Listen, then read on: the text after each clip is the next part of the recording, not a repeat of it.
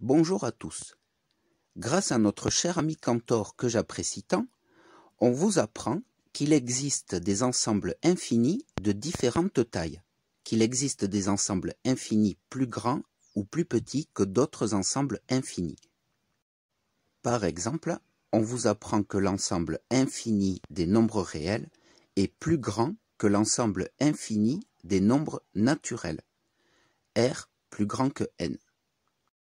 Les nombres naturels, ce sont les nombres entiers positifs. Ce sont les nombres qui nous servent à compter, à dénombrer. 1, 2, 3, etc.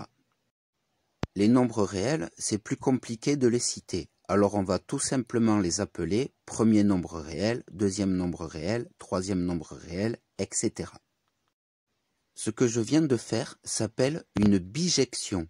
Je viens d'associer à chaque nombre naturel x un nombre réel y.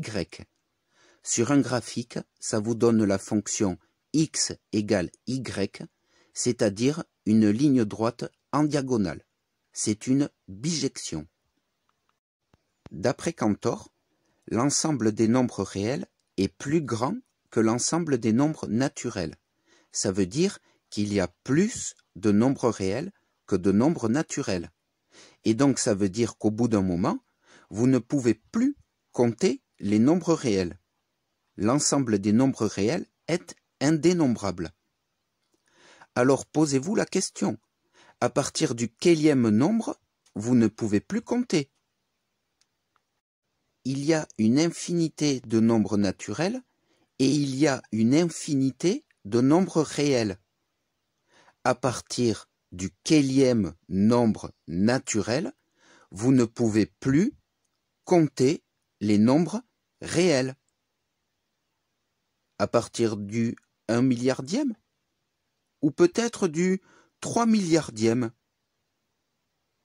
Comme leur nom l'indique, les théorèmes de Cantor sont des théorèmes. Ils ne sont pas prouvés, vérifiés, ils ne sont pas irréfutables. Je ne répondrai à aucun commentaire sur cette vidéo.